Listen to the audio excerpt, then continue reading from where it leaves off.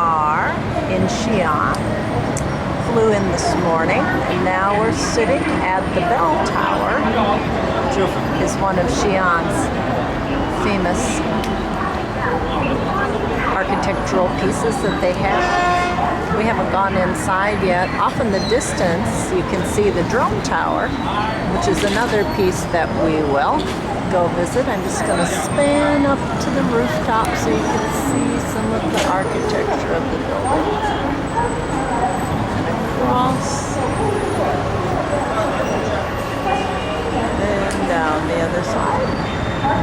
The corners are always really cool with some of the design and some of the specific things there. I was just going to get Jim in, but he moved.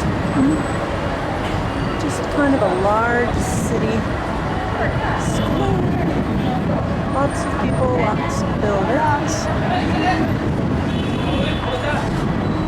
Really busy area. We're staying at the Hotel Ibis. Same name as the one in Paris, but it's quite different, but really handy to all of the things that we need. I'll get Nikki in, who's sitting right beside me. Nikki came with us.